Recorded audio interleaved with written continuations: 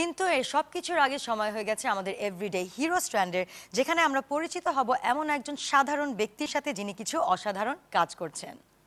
আজকে আমরা পরিচিত হব এমন একজন মানুষের সাথে যিনি বাংলাদেশের লোক সংস্কৃতি সংরক্ষণের চেষ্টা করছেন।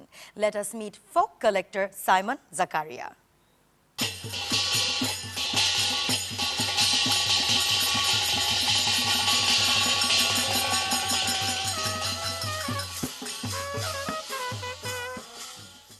আমি সাইমন জাকারিয়া।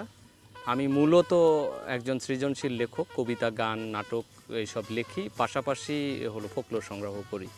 বিশেষত আমাদের দেশের ঐতিহ্যবাহী সংস্কৃতির রন্ধ্রে রন্ধ্রে প্রবেশ করার চেষ্টা করেছি গত 20 বছর ধরে।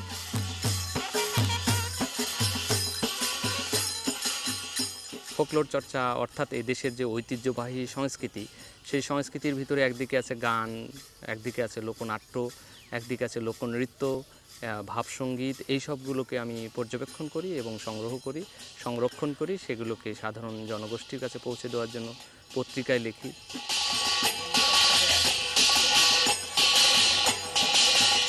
নব্বইয়ের দশকের শুরুর দিকে আমি আমার সংগ্রহের কাজ শুরু করি, একদম কোনো ধরনের প্রাতিষ্ঠানিক শিক্ষা অর্জনের ছাড়াই। নিজে একটা টেপ রেকর্ডার নিয়ে, নিজেই একটা খাতা কলম নিয়ে বেরিয়ে পড়ি এবং সাধু ফকিরদের সঙ্গে প্রথমে কথা বলি, গাজির গানের শিল্পীদের সঙ্গে কথা বলি, সেগুলো যেভাবে দেখি সেইভাবেই লিখি এবং স্টিল ফটোগ্রাফ করি আমি নিজেই। আর প্রতিটা বিষয়ের লিখিত, প্রতিটা মুভমেন্টের লিখিত একটা দলিল আমি সংরক্ষণ করি।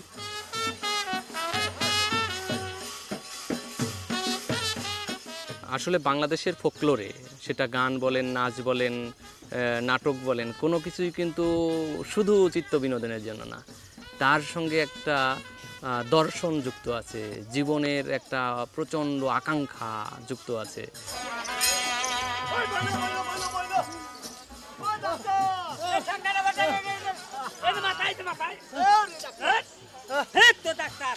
লাঠি খেলার ঐতিহ্যের সঙ্গে কিন্তু আমাদের বাংলাদেশের মানুষের একটা পরিচয় কিন্তু ভেসে আসে, যে বাঙালি জাতিমাত্রই হলো ভীষণ শৌর্য বীর্যের অধিকারী।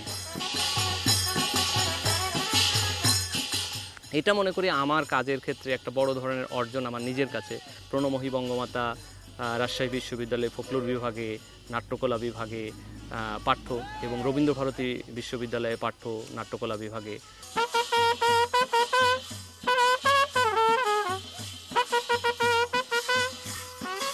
আমার খুব বড় একটা স্বপ্ন আছে যে আমি এই দেশের জনগোষ্ঠীর জন্য, জনসংস্কৃতির জন্য একটা প্রতিষ্ঠান দিব, সেটা কালচারাল ইনস্টিটিউট হিসেবে দাঁড়াবে এবং এদেশের জনগোষ্ঠীর লোকসাংস্কৃতিক চর্চাকে উৎসাহিত করবে, সাংগঠনিকভাবে একটা গতি আরোপ করবে।